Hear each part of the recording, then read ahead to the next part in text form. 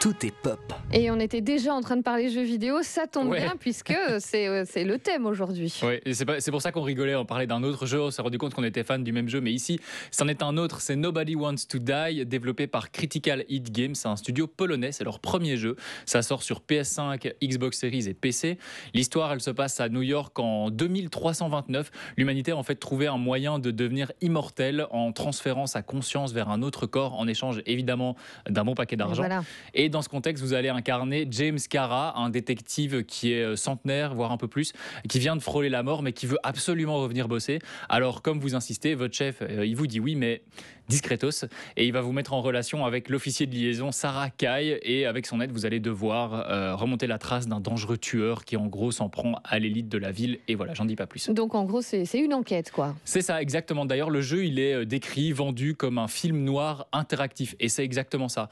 Excite l'action, les grosses fusillades. Ici, vous allez devoir prendre votre temps, utiliser vos méninges, votre esprit de déduction pour résoudre une enquête. Vous avez aussi plusieurs outils à votre disposition, notamment du classique, comme un appareil photo, de la lumière noire, des rayons X. Mais aussi, et surtout, et ça, c'est la petite originalité, c'est un appareil qui vous permet de manipuler le temps. On est dans le futur, quand même. Donc, forcément, on a des choses qui sortent un petit peu de l'ordinaire. Vous allez pouvoir rembobiner certains événements et comprendre comment ils se sont produits en analysant certains passages un petit peu plus spécifiquement.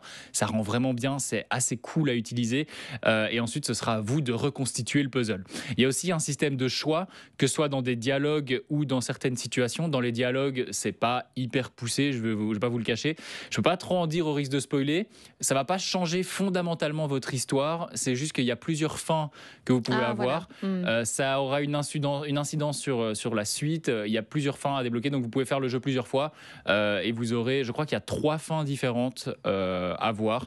En tout cas, c'est une bonne idée parce que l'aventure, elle est bouclée en 5-6 heures. Le jeu est assez court à faire, donc vous pouvez le faire plusieurs fois, comme ça vous aurez une expérience un petit peu plus complète. Enfin, dernier gros point fort qui saute aux yeux si vous nous regardez sur LN24, ce sont les graphismes. Le jeu est magnifique, c'est probablement le plus beau jeu auquel j'ai jamais joué. Tout est bien fait, ça fourmille de détails, ça fourmille de vie, c'est très impressionnant et il y a un aspect aussi cyberpunk à cet univers qui ajoute beaucoup de cachet au jeu. Oui, donc petit studio, mais en tout cas très jolie Ouais. image. En tout cas, vous avez l'air emballé. Oui, parce que c'est un jeu qui a, je vous le disais juste avant de commencer la chronique, qui a pas bénéficié de beaucoup de communication alors qu'il le mérite. Le concept est original, l'univers est génial, le gameplay est prenant, donc manette en main, on n'a pas envie de lâcher. C'est du tout bon. Il manque seulement peut-être un doublage en français. Moi, ça m'a pas dérangé. Je sais que pour certains et certaines, ça peut être un point noir, donc je préfère le signaler. Mais si vous aimez les polars, les enquêtes, l'esthétique un petit peu cyberpunk, le jeu, il est fait pour vous. Ça s'appelle Nobody Wants to Die. C'est développé par Critical Hit Games sur PS5, Xbox Series et PC.